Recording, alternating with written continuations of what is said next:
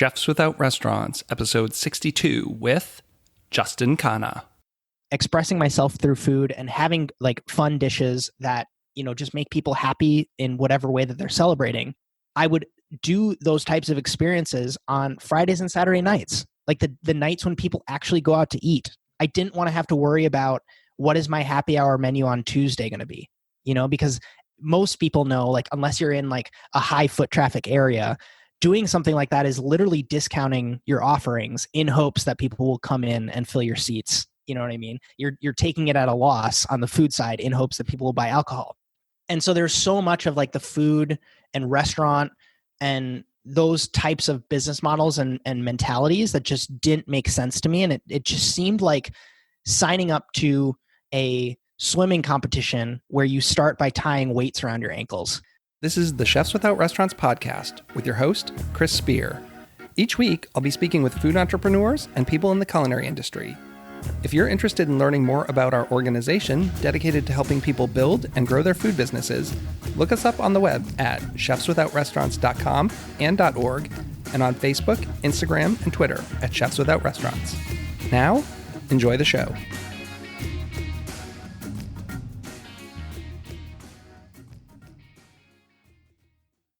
This week on the podcast, I have Chef Justin KHANNA. He's the co-founder of Voyager's Table, a bespoke event production company. He's also the host of the Emulsion podcast and has a YouTube channel that has more than 20,000 subscribers. Justin spent a number of years working in and staging in some of the best restaurants in the world, including Per Se, Grace, Noma, and Restaurant Franzen. Our discussion went really long. It went a little over 2 hours, so I decided to cut this one into two parts. So this is part one, and next week or later this week, part two will be released. On the show, some of the things we discuss are the transition from restaurant cooking to the personal chef and event business, staging, content creation, podcasts, and YouTube, best practices from the world's best chefs, pop-ups, and charging for your services. Thanks so much for listening, and have a great week. All right, welcome everyone. This is Chris with the Chefs Without Restaurants podcast. Today we have Chef Justin KHANNA. So Justin spent a number of years working in some of the best restaurants in the world, including Per Se, Grace, Noma, and Restaurant Franzen. He is the co-founder of Voyager's Table, a bespoke event production company. Welcome to the show, Justin. Hey, thanks, Chris. Pleasure to be on here. It's been too long that we've gone without, minor interactions on Twitter is one thing, but having this kind of long form discussion is going to be even more of a pleasure. Most definitely. I think there's a growing number of like food podcasters on Twitter, and they tend to be communicating with each other and interacting and talking not just about food, but podcasting and the whole food media world right now. And I think it's a good time to be back on Twitter, something that I've always loved. I've talked about how I got on, like 10 years ago, I think, and it was really great for networking in the food world. And then it fell off a bit. And now I feel like it's coming back a bit. It's the Wild West for sure, in that not only are these skills that don't get taught at restaurants or like any of our, like you can't take a podcasting course at culinary school, but then at the same time, there's this so I have my own podcast called The Emulsion, and I had a video, it was a knife bag review video, and I asked people like how long their commute was. And it's just like, you hear people that are just, they have these 2 45-minute windows of their day and they're on their way to work, or they start off the shift prepping in the kitchen by themselves with a pair of headphones in. And like, why would you not take advantage of that in a way, especially like where you're bringing these conversations to light? And I talk a lot about just like improving your career and, conversations with people who are going down some unconventional paths as well. So I think that it's a great resource for people that I certainly didn't have when I was starting out.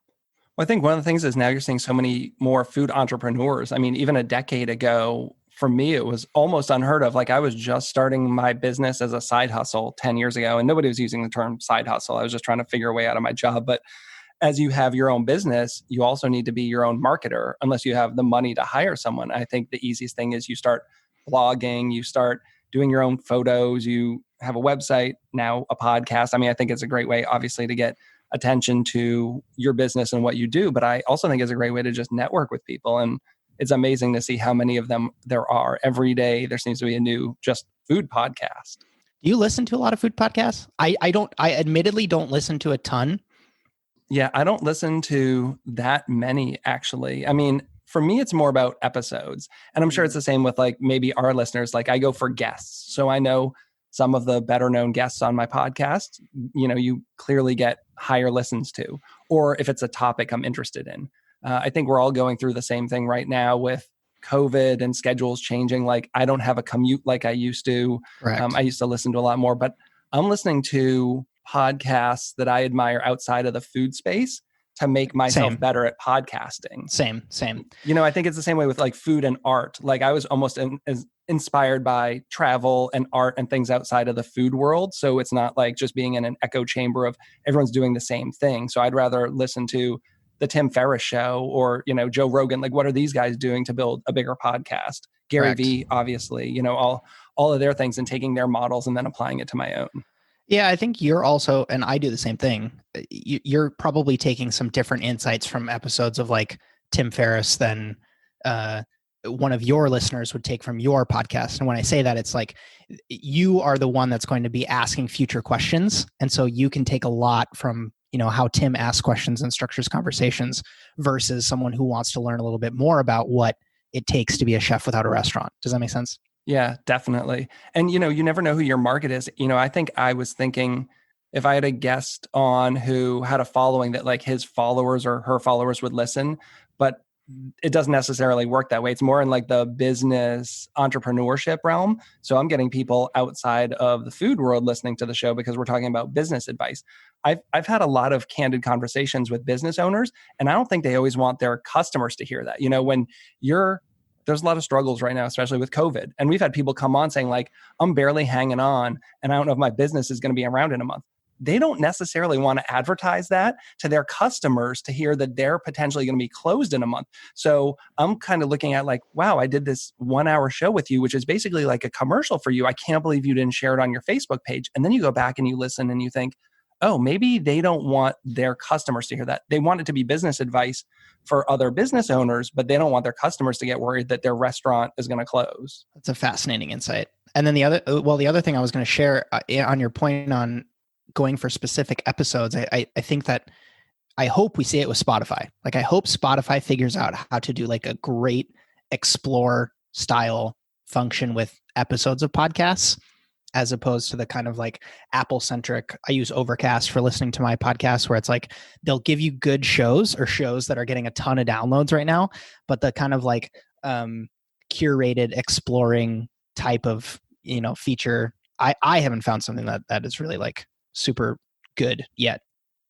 And I think the interesting thing is to have a good variety, not within just yourself, but within all the podcasts in your realm. So like if there's 4 or 5 of us doing shows, I don't want it to be that we're all having the same guests, because you see that on everything else. Like you listen to Tim Ferriss and he'll have Naval Ravikant, and you listen to James Altucher and he'll have Naval Ravikant. And then like a week later, he'll be on Gary Vee. And it's like, they're not really telling you much new stuff. They're telling the same stories and anecdotes on each show. So I look at podcasts like yours and see like, who have you had on? It's like, oh, you just had Chef so-and-so. Then I don't necessarily want to do that right now. Totally. But people are podcasting with such frequency. I mean, you look at some of these guys who are putting out a show like every day or every other day, and it's like, wow, they're going to grab everyone. Like I need to get some guests lined up before they get on the Best Served podcast or something like that. I wish I had that kind of conviction, because if I went audio only, I know I could just have so much more speed. But like I have such a romantic, and maybe it's necessary, maybe it's a little bit too inflated on just appreciating video, because I watch so much video myself. And so I just think that there should be a video element to so many of these things. But if I have an idea out, and there's a guy who I'm following who's gotten me a lot more okay and accepting of the fact that writing might be the thing that is a little bit better for me, because if I have the ability to kind of let my thoughts calcify by writing them, then at least I know if I publish a piece of content before a video comes out, then at least it's a well-formed thought that then might dictate, based on the feedback it gets, how I can structure a video under the same subject. But yeah, there's a lot of people who are doing really incredible daily shows. I don't have the chops for it yet. Well, I guess if you're also working a 9 to 5, Mm-hmm. I mean, there's a lot of people working 9 to 5s who are also doing shows, but especially now, a lot of people are not working and they're going heavy, myself included. I mean, I lost a lot of work. Thankfully, I'm back to work some, but I'm not working at the volume that I was before. So I have more time, which is why I can record 3 shows in a week. And then it's just as long as it takes for me to edit them and get them out, which takes a lot more time than I think people realize if they're not into this thing. 100%. So let's go back a little bit. How did you get into the food world? Were you always interested in cooking and food? Ish. The early exposure I had to food was through travel, just like on family vacations. Like we would road trip from where I grew up in Wisconsin, like up into like Niagara Falls and then down into Boston and then into like New York area. We like went to Spain, and I remember going to like a suckling pig restaurant. Going to just Chicago was like the close city for me, and I just like enjoyed food growing up. But I grew up in a tiny 1,500 person town in Wisconsin where pizza and burgers and chicken wings was like the gastronomy of the area. And so my dad grew up in India, in northern India, and he moved here after he graduated college. And my mom is from like a small town in Wisconsin. And so my Indian grandmother passed away when I was around 11, and she would cook for herself. But again, when you're that young, like you either, if I spent a lot of time with her, I feel like I would have gotten a little bit more into food. But my American grandmother is like, she's a product of her time. She would just like lots of stuff from packages, like lots of oven baked or one pot kind of things that are like very Americana, scalloped potatoes, like spiral cut ham, all that kind of stuff. So I don't have the story of like being next to my mother's or my grandmother's apron strings growing up. What I did do a lot growing up was like, I played a lot of video games. I was in like, I did track and field. I played jazz trumpet. I was on the math league. Like I did a bunch of stuff because I thought that I was going to go, my dad wanted me to be a computer programmer, and he wanted me to go to a good school that would eventually give me kind of like a good career. And so I did a lot of these diverse extracurriculars in a hope that it would set me up and tee me up for kind of like a good college acceptance. And I just remember sitting in my high school guidance counselor's office and her saying like, do you want to go through these applications to like these big schools? It was like my junior year of high school. Like I had a 4.0. I was ready to do it. And then she asked me that, and I was like, I kind of want to try cooking school. And it's funny because it's one of those things where I wish I could remember if there was a singular moment when I knew that I wanted to do this thing, but cooking for me, and this is kind of like the punchline, was this cool combination of all these other things that I had done in my kind of like in that point in your life where you don't really know what you want to do yet, but you're forced to make a decision. Whereas like I was on my feet working with my hands. There was the ability to travel, which I knew that I wanted to do. I was working with people on a day-to-day, but it was the right kind of creative where I knew I wasn't going to be a starving artist. Like I knew there was like an element of like, my dad watched tons of the Food Network when I was growing up. And so I would see like Emeril Lagasse have like all of these different lines of products in stores, and Mario Batali before the whole fiasco, like having all these restaurants. And so I knew there was an element where I could be a creative without being a starving artist. But then at the same time, like there was enough of the kind of like science of cooking in there where it was like it satisfied my nerd side. And like, it's one of the last industries where you're working with tools, like sharp tools like knives and, spoons. And most of the people who follow my stuff know that I'm like a huge gearhead at heart. And so it's like, it checked enough of those boxes where I was like, okay, well, I can do this as kind of like, this is going to be what I go to after college. And then if I end up kind of enjoying it, then it'll just be an upside. It's just none of those other things like going into music or going into academia or being an athlete or anything like that, like really got me excited to a point where I was like, I can do this as a career. Cooking was the first thing that really stood out like that. And then I moved to New York for culinary school, and then the door just got blown off, man. Like being in a kitchen for the first time and just like feeling the adrenaline and the camaraderie and like the pressure of being there by 5:00 and like putting up a plate that someone was happy with, or even just like,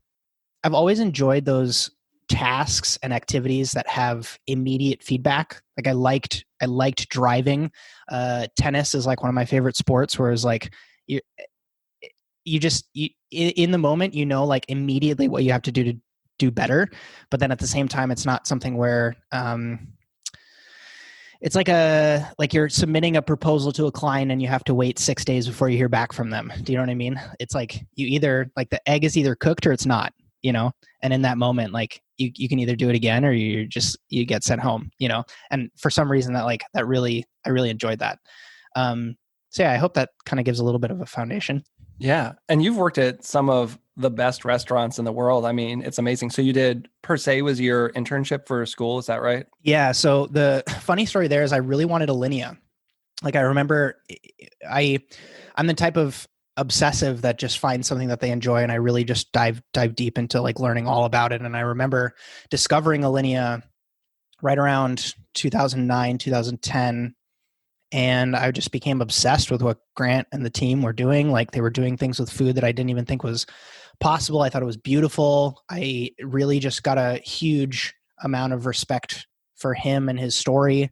And I thought for sure that I was going to go to Alinea. I was going to work under Grant. I was going to come back to Alinea after my culinary school time. And I was going to mentor under him. And then I was going to open a 3-star Michelin restaurant in Chicago. That was the goal. And Alinea was just a horrendously bad experience. Like I showed up there on the first day and the first thing that anybody said to me was don't talk to me. Like that was the first thing that some guy said when I walked in the door. And then I got paired up with a chef de partie and my only job during service was to sweep the floors. Like I could tie these little bundles together of, I think it was thyme, cinnamon, and rosemary with a little bit of twine. And like that went into a bowl that they would pour water over to make like a tableside broth that you would smell as you were eating this squab dish. I'm almost positive. But like if I wasn't tying those little bundles, I was sweeping the line. And it's just a crazy environment. And I truthfully, like I cut my finger really bad, like as I was dicing butter, and I just had to like hide it and like go back out into the alley because I was just like so embarrassed. Like I clearly was not ready for Alinea. But at the same time, I saw the types of learnings that I would go through in an environment like that. And I was like, I don't know if this is exactly how I want to spend my externship. Like I'm actively choosing. At the Culinary Institute of America, they dissuade you from taking unpaid externships because for most students, it's like a 4-month thing. I wanted to extend mine to be 6 months to get as much out of the time that I could. And the school actively dissuades you from taking unpaid externships because they know that the students aren't always treated the best. There's a high rate of people that don't end up returning to the college after doing a unpaid externship. And so I tell the joke that like per se was my plan B. Like I had staged at a ton of different places in New York and I was just like, okay, Alinea didn't work out. I want to go stage at per se because if I didn't go to per se, I was so panicked that did not set me up on the path that was in my head of like, you're going to work at a 3 Michelin star restaurant. That's going to tee you up to go get a chef de partie job after school. And that's going to be your golden ticket to opening this 3-star in Chicago. But yeah, per se was a very eye-opening and very fulfilling experience because I was so prepared to make the most of it. I think there's a lot of people who have horror stories about per se. There's a lot of people who were just peers of mine as externs at per se who would just like, they just went through the motions, like they would just like go to the bathroom for 15 minutes and sit on their phone. They just tried to find the tasks that were just like the easiest ones on the prep list to do. And they would just say like, oh, I'm going to go cryovac the chive oil, like as opposed to, wanting to stay after and do foie gras projects with the AM sous chef, it really taught me the mentality of like an experience is what you make it, not necessarily like, I mean, you have this incredible opportunity because at the time, Sam Sifton gave per se best restaurant in New York, like while I was an extern there, which like was completely bonkers because it was like one of his last reviews, if I'm not mistaken, as like the food critic for the New York Times, which is like, there's 4 stars in the New York Times and there's best restaurant in New York at the New York Times. I mean, the cylinders that place was firing on at that time is just like ridiculous.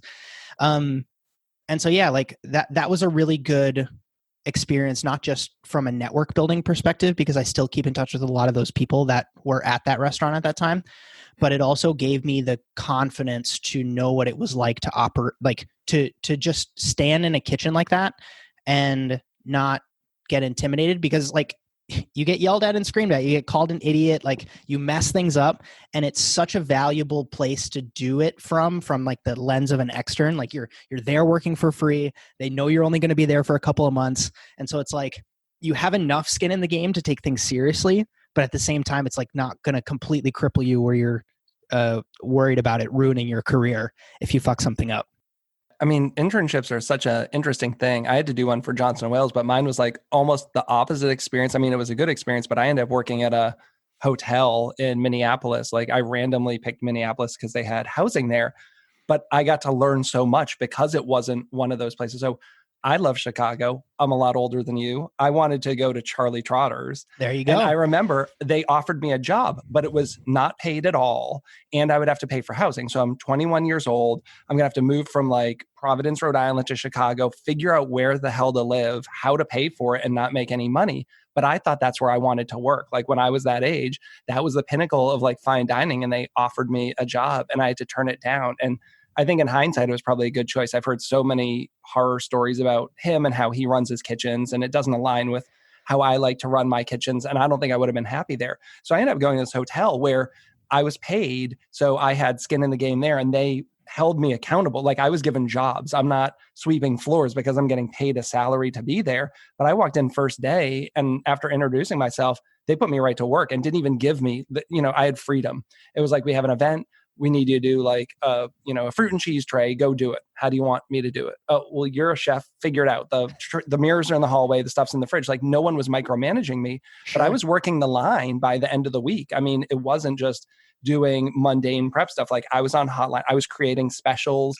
and doing all this stuff. And I learned so much from those guys. I mean, my chef was classically trained French, but he was also like a Minnesota hunter and, had a lot of game stuff on the menu and fish and really cool things. And I learned so much more there than I even thought I was going to, because it was, we worked the hotline at night and there was 2 line cooks and an expo, and that was it. Like there was no place to hide. There was no 15-minute bathroom breaks. It was like Totally cooking the line, and you had to learn like every station in that kitchen for both the restaurant and the hotel or the catering department. So it was really interesting, and I'm really glad I got to do it. And I got to live in a penthouse for 3 months. Jeez. Not bad. Not bad at all. They were renovating it, and I got there and there was me and one other guy from Johnson & Wales, and they put us up in the penthouse. So the 2 of us had the whole top floor, the whole 13th floor to the whole hotel.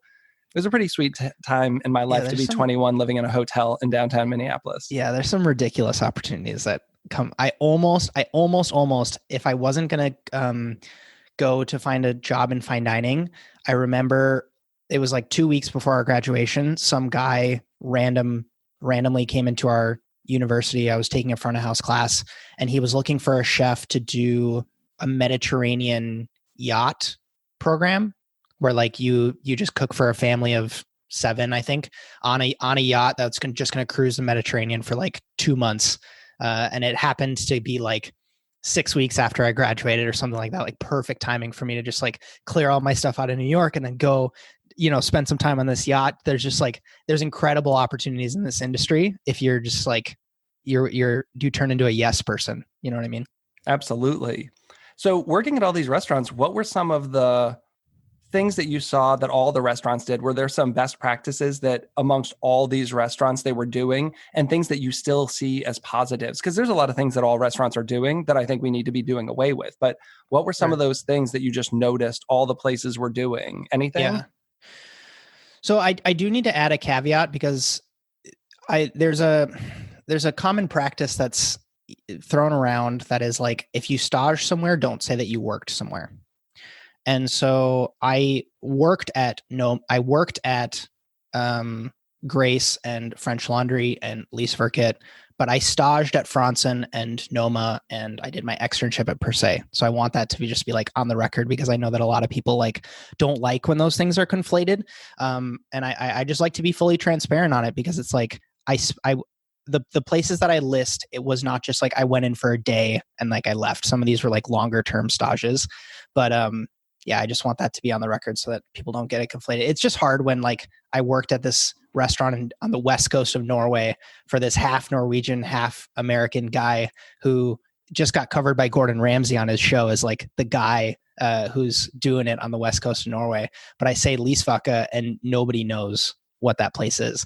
But then they're like, oh, well, did you go to this one place in Noma in Scandinavia when you were there? I don't remember the name. And then I say, oh yeah, like I staged at Noma for a little while. And then they're like, you were at Noma? And then it just like completely blows the lid off that. And for some reason, that's the only thing that they remember is like, oh, I staged at Noma. And then they're like, this guy worked at Noma. Not the case. And that's the place that everyone gets annoyed with is like, oh, everyone went and swept the floors at Noma, right? Exactly. Like, isn't that the joke? Exactly. Totally. So all that disclaimer in there. I think that the biggest thing that I took away, especially from Thomas Keller restaurants, was like systems focused thinking. So the idea that the Comey list was a printed template thing that lived in a folder in the chef's office. And the sous chef would go there, put the date on the top, put that in another folder that then the expediting sous chef would take and then bring that to the menu meeting that would happen in the evening because the menu got rewritten every single night. And then after the menu meeting, different chef de parties would request what they would want to get done on the Comey list for the next morning.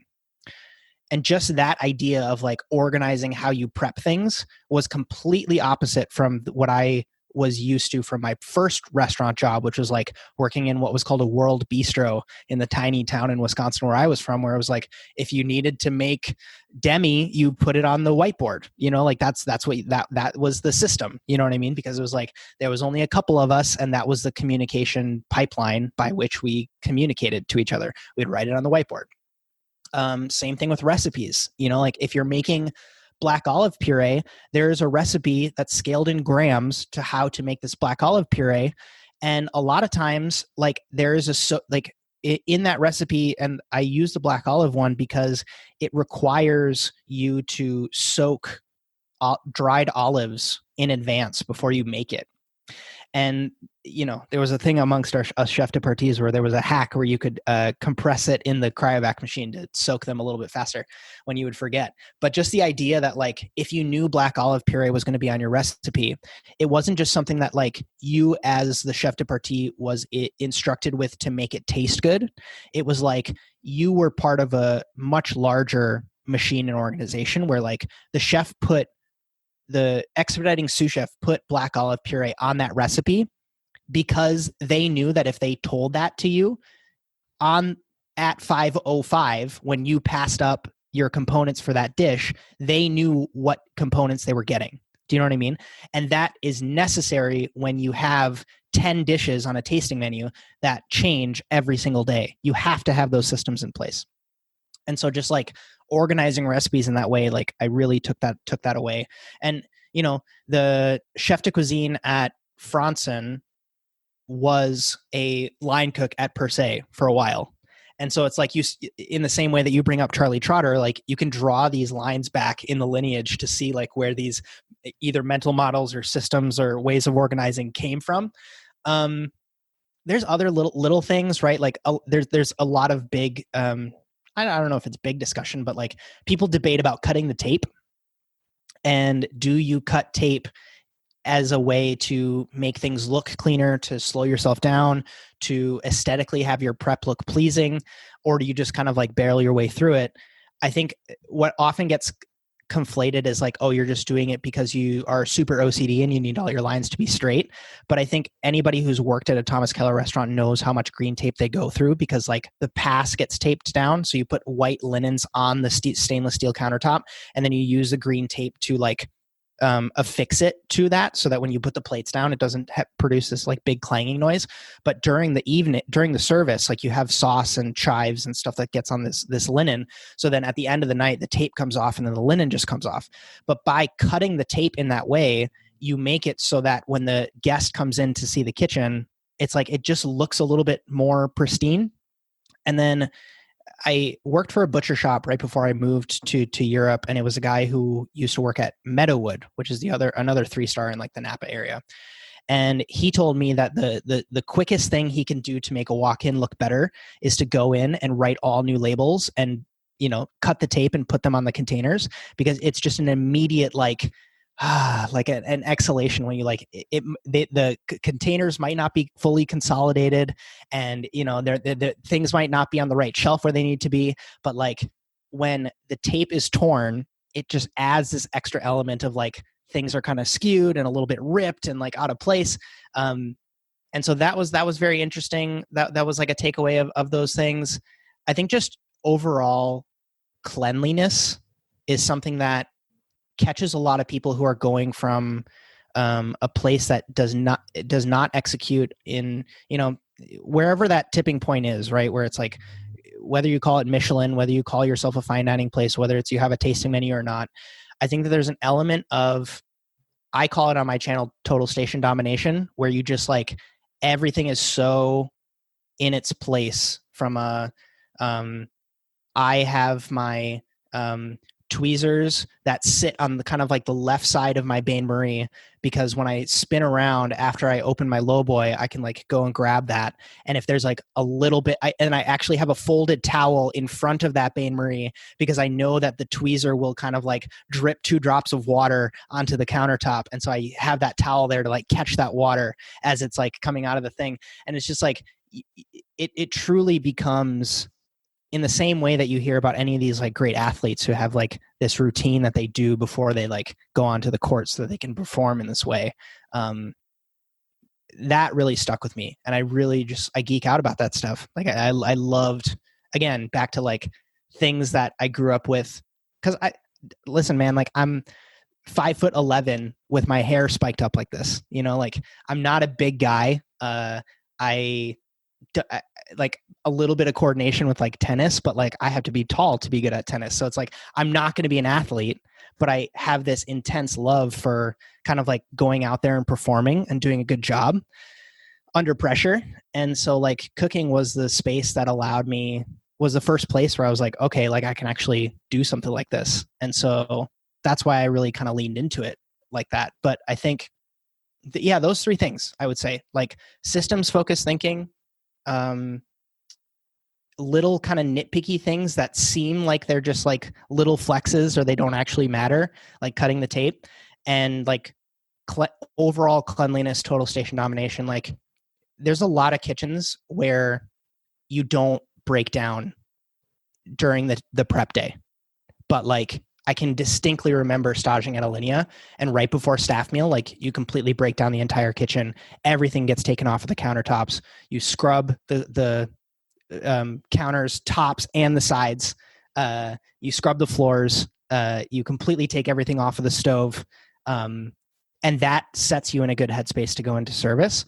And a lot of, due to lack of resources, lack of time, like whatever, there's a lot of places that just don't do that. And I understand why that can't happen, but you see the other side and you're like, okay, like this is important. And like, I really value it when we can get it done, I think really quick to touch on that, I think one of the challenges is so many of those places have so much unpaid labor. I think, I've talked about that with a lot of people. So, I've never worked at a place where we took stages ever. So everyone who was in there was paid, and I've run a lot of them. So, you have a budget to manage, and it's hard to have someone like all these people you're paying to do all these things. It's the same with intricate plating, right? Like all these places, they have 17 people with their hands in the plate. It's like, well, what happens when you see a downturn in staging and all this? Like, I think it's going to change the shape of food. I mean, there's a lot of discussion about, is it even legal to allow stages in your restaurant? I know Nick Kokonis has said a number of times on Twitter that nobody ever comes in Alinea and doesn't get paid for it at any of their restaurants. A lot of well-known places have been sued for upwards of $100,000 for labor violations. So, I do think it's hard when you have a staff of like 5 guys in the kitchen to do all that stuff. Totally. I mean, so to be clear, like even with my company now, we pay like above average salaries for everyone. We don't take unpaid work. But I do have this kind of like, back to my point about like making experiences the most that you can make them.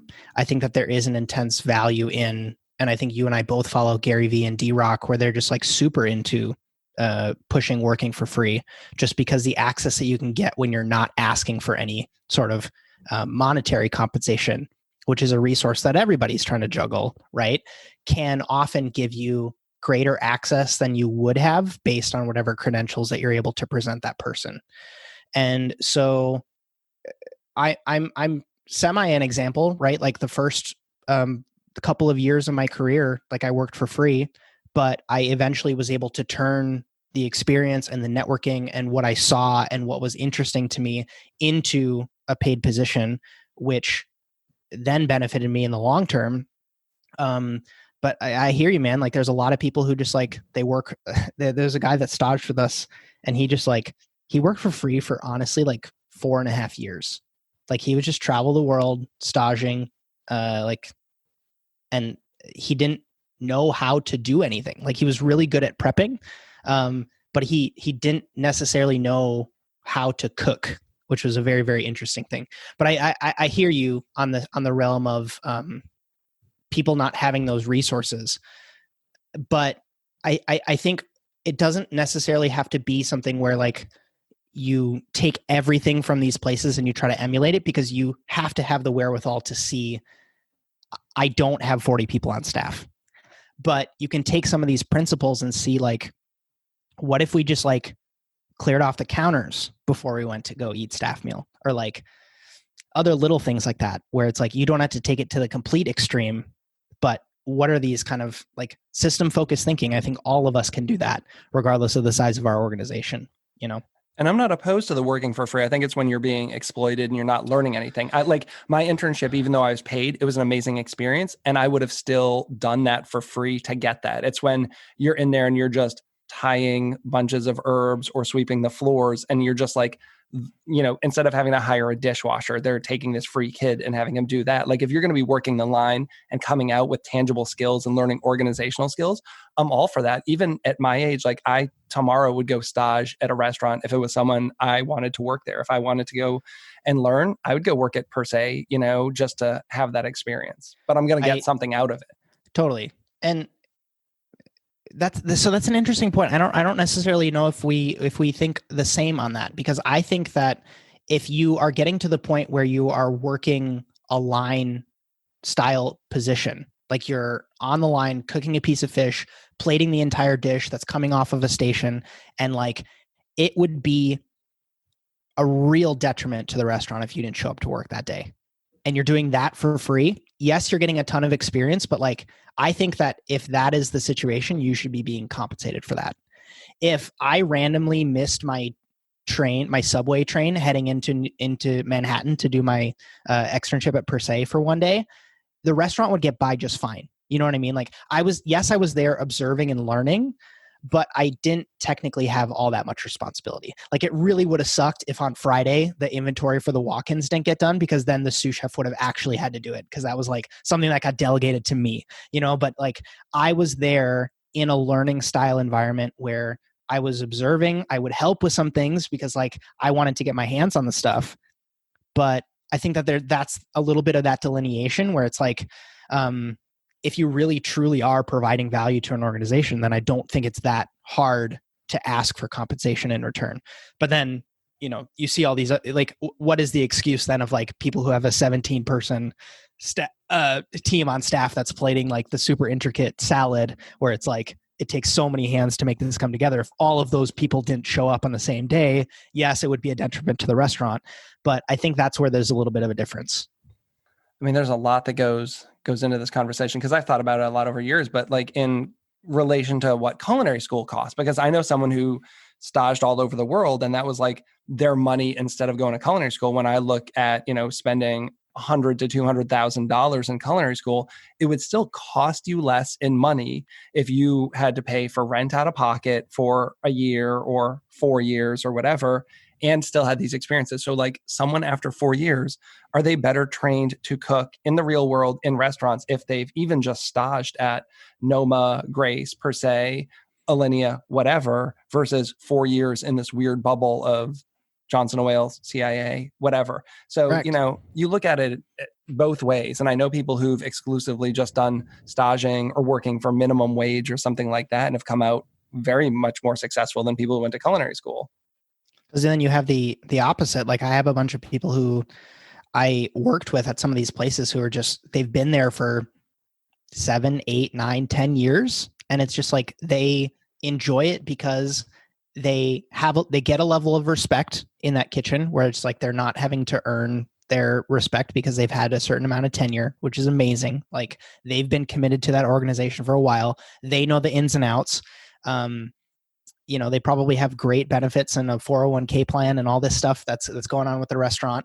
And it almost becomes this thing where if that person knows that the next thing they're going to do after that restaurant is their own thing, it becomes very difficult to kind of break free from that, because then, and I think so many of us are guilty of it, where it's like, if you just got done watching Sean Brock on Chef's Table, like the next menu you write is probably going to be in, you know what I mean? Like, and so if you've spent so long at this one place,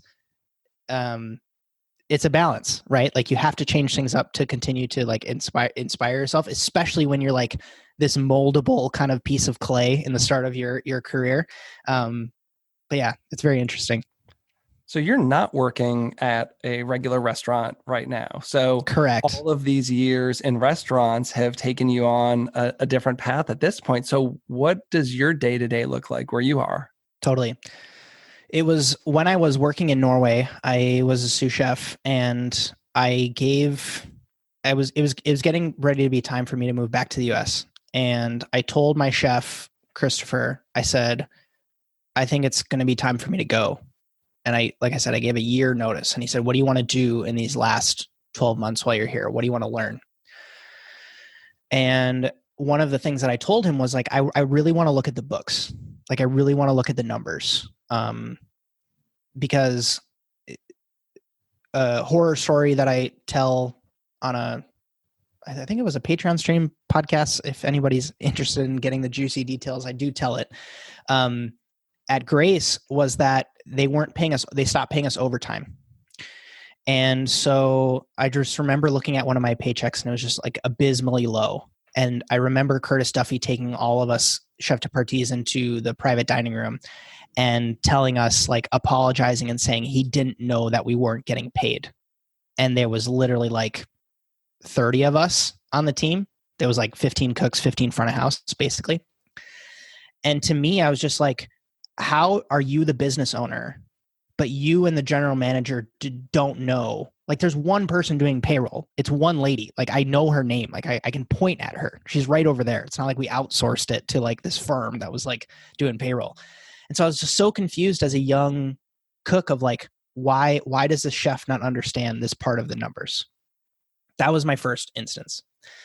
And then the second instance was hearing the profit margins that French Laundry was making, because they bring in about $1 million a month in revenue.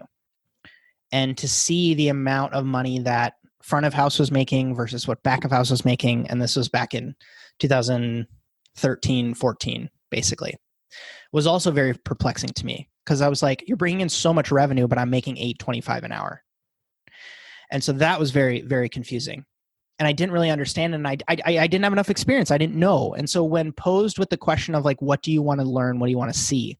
That was something where I was like, I really want to see this. Like, this is like a case study. Like when you go to law school and they give you case studies. Like I wanted a real example. And in one of the meetings, I just remember we would sit there and he would say, guys, we made a killing last month. We made 8% profit. And I was just like, holy shit. Because you look and it's like, staffing costs was 40%. You're living in Scandinavia. Like, you pay people super well. We got 5 weeks vacation. It was amazing. But like ingredients, we were trying to get like these vegetables from up in the mountains, because like where we lived there was a bunch of fjords. And so you had to like get up and over to get flat enough land to actually grow things. We're using like incredible pork, amazing ingredients. We had a great rent agreement in a museum. And so like a portion of our rent was like, we had a great deal with our landlord on paying for those sorts of things. Like I was doing inventory every month, so I could see what my food cost was. And it was like still for every dollar we get, we only get to keep 8 cents. That was crazy to me. And so I started to, really rethink what goes into having a successful business model like this, because there has to be more levers that you can pull as an entrepreneur, as a business owner, as a chef. I got really into watching Casey Neistat vlogs because I was, like I said, I had a ton of vacation. And so I was using that time and those resources to like travel a lot.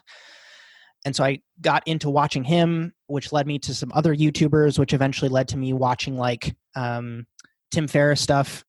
I was doing Tim Ferriss stuff like before, like post French Laundry time.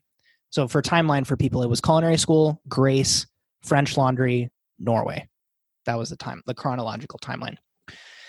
And so I started to listen to these people. Gary Vee got on my radar, and I was like, oh, these people are like putting content out and using that money that they make from this content. I didn't technically understand how, but they were using it outside of like getting a TV show. Again, back to like me watching Food Network growing up. They circumnavigated all of that, and they were putting out content online. I was watching Chef Steps, and I was like, oh my goodness, these guys are like putting content out of Seattle. Like they're using real restaurant techniques back when they were like doing their OG content, and people are watching and like they're making money. What if I could do something where I would produce content? I could still cook, but like find a way to produce a show out of the content that I was making. And so that led to me creating a show at the restaurant where I completely taught myself editing, camera stuff. I didn't go to school for this stuff. I watched tutorials on people making wedding films to figure out like how to do fun editing techniques and color grading and audio adjusting and all that stuff. And so that led me to creating the show called Dish of the Day, which was a show where we would change our menu every, 2 to 3 weeks at the restaurant. And I would, tomatoes are coming into season. What's our next langoustine dish going to be? Because, winter chicories are starting to come out of season. What are you guys what are you going to make next? And I was kind of holding like a chef de cuisine style position as a sous chef, where I would manage the team, but then also kind of like do a little bit of recipe development as well. And so I would shoot a show where I would work on a new dish before my shift. I would shoot it, and then I would kind of like take the dish to my chef for feedback, but then I would use that content to publish on YouTube. And that kind of expanded into this whole thing. But the idea was, what if we could have a space that was like a cooking studio where content came first? Because like the numbers on, brick and mortar style food establishments is just like abysmally bad. And I'm sure that the numbers on content studios and like people who produce shows is also bad, because they probably get lumped into like small businesses that failed too soon. But I saw where things were going as far as like more people getting internet access, smartphone adoption going up. Like Snapchat was just becoming a thing at the time. And I was like, this is going to be big. Like, I think that there's something here. And so the idea was to have something where the cooking studio came first.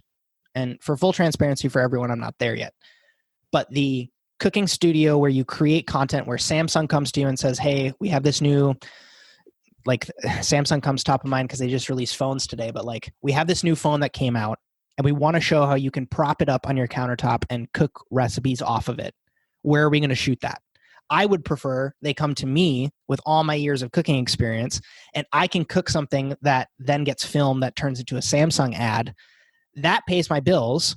And then because I have this passion for like expressing myself through food and having like fun dishes that, just make people happy in whatever way that they're celebrating, I would do those types of experiences on Fridays and Saturday nights, like the nights when people actually go out to eat. I didn't want to have to worry about what is my happy hour menu on Tuesday going to be, because most people know, like, unless you're in like a high foot traffic area, doing something like that is literally discounting your offerings in hopes that people will come in and fill your seats You know what I mean? You're taking it at a loss on the food side in hopes that people will buy alcohol.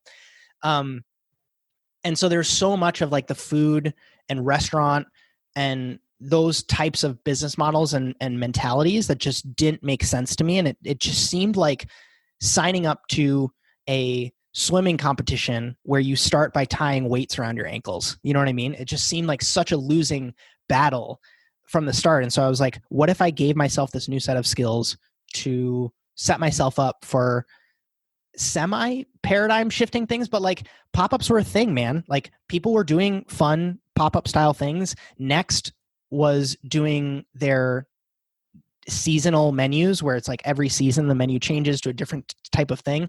So it's like, and I think that this is a possible takeaway for your listeners, is that I wasn't trying to completely reinvent the wheel. I was taking things that I was seeing that was working, right? Like I see Snapchat is working. I see people like watching food content on the internet made by internet people, not necessarily Food Network people. I see that the traditional restaurant business model, in the way that, you know, I was talking about a 3-star in Chicago, that doesn't work all the time. Like you are so set up for the numbers just aren't in your favor. And we're seeing this exacerbated by COVID, unfortunately. Like I feel so bad for all these places. But that led me to doing pop-ups here in Seattle. I was pretty confident that I was going to try to either seek out an investor or prove the model first and then lead into being able to completely bootstrap it myself. And I just didn't have enough experience running a startup. Like it was me. I had another chef who was like one of my best friends, which is like a whole nother thing. I hired someone to do sourcing for me just because I knew I really wanted to use really great product. I had a guy who would help me with marketing, and then I had a videographer. And that was kind of like our little small team. We were going to take over the city. And we got really positive praise from Eater. Like I got like a couple of great dinners under my belt. The biggest thing that I wanted to focus on during that time was figuring out, what does Justin's food look like? Because at the time, like my first few menus was like, it looked like a Frankenstein menu of like Liesvaka meets Noma meets French Laundry. You know what I mean? Like it didn't have an identity yet. And so I wanted to use that pop-up time before I kind of committed to a space for any of this content stuff to figure out, what does my food look like? And during that process of doing pop-ups, I met this woman who is now my business partner, and she was doing event production stuff where she was just like doing all these different food events, some things not even related to food, where she would execute with, you know, celebrities. She was going to New York pretty often, going down to the Bay Area. And she was like, I do these food events, but I'm not a chef. And I was like, that's interesting. Like I'm technically doing events, but I'm not an event producer. You know, this is interesting. And so long story short, like we ended up chatting, and I did a couple of dinners for clients of hers. We really enjoyed working together. She had a bunch of like small tech startup experience. And back to me not knowing enough about running startups, I thought it was a natural fit for her and I to start working together. She offered me an equity stake in the company, which then turned into her saying, okay, like you really took this seriously when I gave you a piece of the business. Like, would you want to come on as co-founder? And so then we kind of like launched it from there. And so that is what is now Voyager's Table, where again, I run the culinary program of that, but it's not completely reliant on food being the driver of the business. So we do full suite event production and hospitality for clients all over the place. So again, from New York to Vancouver to San Francisco to Seattle. Obviously, COVID put a bit of a damper on that, and we had to do like a heavy pivot. We can talk about that if you want. But yeah, that was like a really big unlock for me, where it was like, we have ambitions to launch media projects going forward. Obviously, we're trying to just stabilize during this time, but finding someone who shared my same values, where it's like, she is such a hospitable and gracious, food-loving person, but she also sees the economics of restaurants and just kind of is like, I don't want to touch that with a 10-foot pole. And so she's just incredibly savvy in being able to figure out these other opportunities to do this thing that we love, but do it in a sustainable way. Because if you don't keep that top of mind, that's when you see these things where it's like you have to hire free labor because your food needs to be more impressive, because you need to get the media attention again, because you need to get the people coming into your door, because you need the revenue during those off months to be able to pay your rent. You know what I mean? Like, I think it's so funny to take these restaurant incentives and boil them back down to like, okay, this is why this is a problem. Do you know what I mean? Yeah, there's a lot there. So I guess one thing is, I mean, it sounds like you enjoy it. I think the challenge is a lot of people do it because they feel they have to, right? Like everyone's saying you have to blog, or you should have a podcast or a YouTube channel, or you got to get on TikTok, and it doesn't come natural to a lot of people and they don't enjoy it. And then I think it shows, right? Like you can tell when someone's making a YouTube video that they don't really enjoy it, but someone told them they should have a YouTube channel. It Correct. seems like you definitely went in not just because you saw it as something you needed to do or should do, but it seems like you genuinely enjoy doing it. And I think that's one of the big differences. But that's the thing though, is like when I hit 10,000 subscribers on YouTube, I published my first YouTube video. I don't think it's in its entirety, but like a large percentage of that first YouTube video. And it is so cringe, man. Like I had no personality on camera. I was like trying to make these weird jokes to the camera that like, oh, well, I don't really actually care, because I thought that it was just so silly and too try hard to actually like be a personality on camera. But then I realized that like the people that I liked to watch don't do that. I like watching them because they're just themselves. And I actually feel like they're telling me something from their, like, I respect them. Like I listen to them and I like watching them because I respect them and because I feel like they're being real with me. And so if I'm not going to do that and I'm going to try to put on this face when I'm on camera, like who can I expect to listen to me? But yeah, man, it was a process to learn how to convey ideas in a clear and concise way. I always told myself in high school that I wasn't a good writer, but then I would be able to sit down and write like 6,500 words. That was a script for a YouTube video.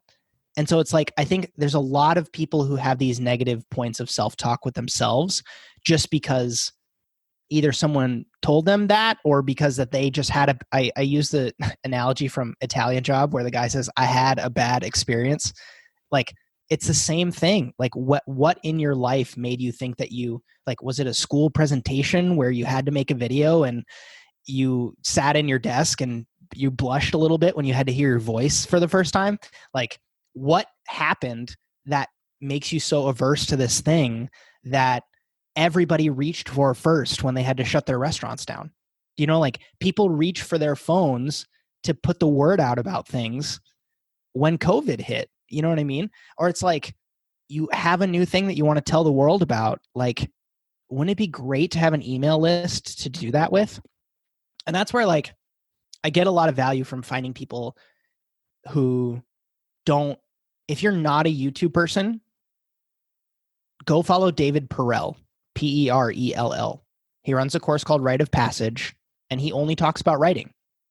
If you are only interested in audio, you brought him up earlier, Naval Ravikant tweets, and then he sits across from a guy, and they do 2-minute podcast episodes where he just elaborates on the tweet that he read. It's audio only. There's no video version of it. And it's just like, that gets listened to millions of times. And there's no sort of like, you don't have to put your face on. You don't have to work out of the little tiny bowls of like this is my baking powder and this is my butter.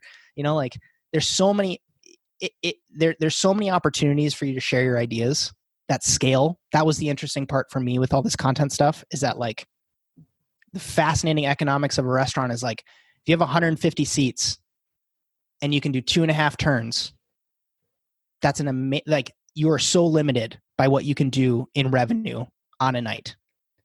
Whereas, Chris, if you and I went into business together tomorrow and we launched a headphone company and Wired wrote about our headphones and we got an influx of 9,500 orders, we could call up our manufacturer and make it happen. If you get a great write-up in the New York Times and you suddenly have 5,000 people that want to come eat at your restaurant on Saturday night, you have to tell 4,500 of them to go away because you just can't do it. And so it's like, it's this paradox of like success where like you literally just need to be humming along at this specific amount of business and that's doing well. But if you were really like being able to go parabolic on any of your things, like you have to find other ways to scale. And for me, if you're thinking of food as an idea or productivity or like travel or what you learned, any of these things can be distilled down to ideas. So why would you not find ways to make those scale? That was kind of like my mindset going into it.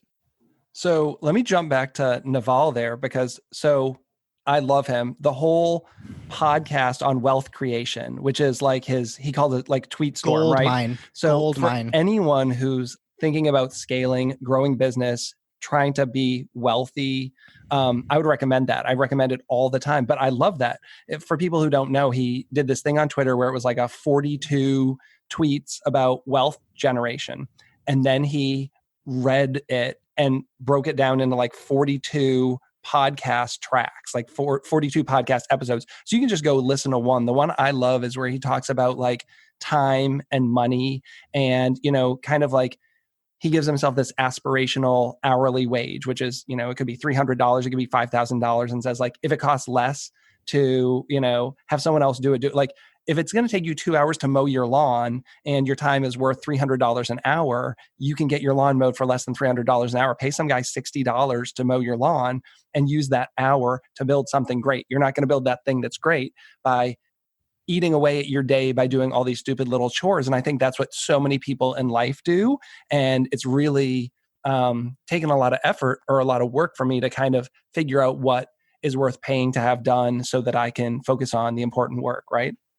And not everyone's on that same page. I think it's hard when you have a spouse who might have a different view on money and, like, don't pay someone to do that. We can do that ourselves. Whether it be your parents or something, That was my parents. Like my mom was always like, do it yourself. You just got to like, why would you pay someone to come clean the house or like do the landscaping or work on your car? Like you can change the oil yourself. And my dad was like, to his fault, right? Like he basically got in his 70s now and he like doesn't know how to do basic things for himself because he was just like so averse to it. But yeah, like 4-Hour Workweek was the first thing that actually taught me that, which is Tim Ferriss's best-selling book, where he gives the analogy of like, if you make $35 an hour, if you can find a task that you will pay $30 for, no, the reverse, $40 for, whether it's logo design or video editing or cleaning something for you, you are by having someone do that task for you, you're only paying $5 to have them do it because your wage is $35. They charge $40, because with that time you can then make $35 back is kind of the mentality behind it. And It's so funny that you bring up Naval because I'm writing a video right now, talking, and it's so funny. The video is might be called Why I Still Pitch Restaurants Even Though I Don't Have One. And it comes from this idea that Naval responded to this guy on Twitter, where they asked, what would be the best bet as a career in today's day and age for a young professional in early 20s? And his response, which is such a Navalism, was skills, not careers, period. That's it. And I think that so encapsulates kind of like what I love. One about Naval is that he's so concise and to the point and full of wisdom because he spent so much time introspectively thinking about these things and getting real world experiences. But also in that answer, there's so much to unpack in the sense that like the idea of having a career is dwindling, man. Like it's evaporating. Like it's a little tiny pool and we're all watching it go away. The way to be valuable in today's job market in general, like the age of the internet, is to be able to market your skills. It's not your college diploma. It's not the place on your resume. Sometimes it matters, yes, if that place has weight, but to be able to say to you or me, Chris, where it's like, I'm interested in like opening a brick and mortar. Oh, well, I actually have skills where I can cook, but then I can also have a camera presence and on-camera presence as an employee of yours. Like those are two skills. I would much rather hire for that rather than all of these other sorts of things. So I'm writing a video on that specifically because I think even if you don't have the ambition to own a traditional restaurant, the restaurant environment, especially at a place that has it figured out, in the sense that they don't go through these lulls of like not having customers, or that they're like a new restaurant that potentially has the potential to shut down. You have the ability there to get skills. If you go to an institution of a restaurant that's been around for a while, you can go there, you can spend time working, and you can get the skills that I think are required to be a professional chef in whatever you want to have. A food truck, you want to do pop-ups, you want to do in-person, private chefing, like anything that runs the gamut. A restaurant environment is one of the best places to get those skills. Well, and some of our listeners have probably heard this or know this about me, but I worked at IKEA for almost 3 years. Thanks for listening to the Chefs Without Restaurants podcast. And if you're interested in being a guest on the show or sponsoring a show, please let us know. We can be reached at chefswithoutrestaurants@gmail.com. Thanks so much.